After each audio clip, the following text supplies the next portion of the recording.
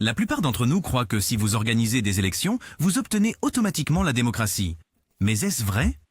L'histoire montre que les élections ne créent pas toujours des démocraties. Elles peuvent même amener des dictateurs au pouvoir. Depuis 3000 ans, les humains expérimentent la démocratie. Mais les élections ne sont apparues qu'il y a environ 200 ans, avec les révolutions américaines et françaises. Alors, qui avait-il avant?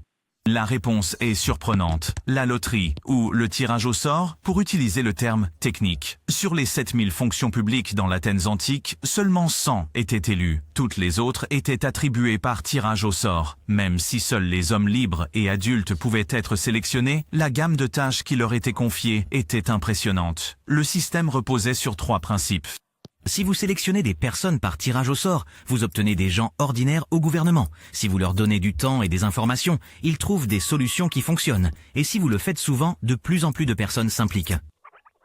Ce système a fonctionné. Il a augmenté la confiance du public, diminué la corruption et favorisé la réflexion à long terme. Les élections n'ont pas été introduites pour rendre la démocratie possible, mais pour arrêter la démocratie. Seuls très peu de personnes pouvaient voter, encore moins pouvaient se présenter aux élections. Les élections devaient créer une nouvelle élite, une aristocratie naturelle, comme l'appelait Thomas Jefferson. Le pouvoir devait rester entre les mains d'une minorité. Au 19e et 20e siècle, de plus en plus de personnes ont obtenu le droit de vote et de se présenter aux élections. C'était une amélioration nécessaire, mais au 21e siècle, cela ne suffit plus. Aujourd'hui, beaucoup de gens estiment que cocher une case tous les 4 ou 5 ans n'est tout simplement pas suffisant. Ils ne se sentent toujours pas entendus. C'est pourquoi la méfiance augmente à un rythme alarmant. Et si les gens avaient non seulement le droit de vote, mais aussi le droit de parole?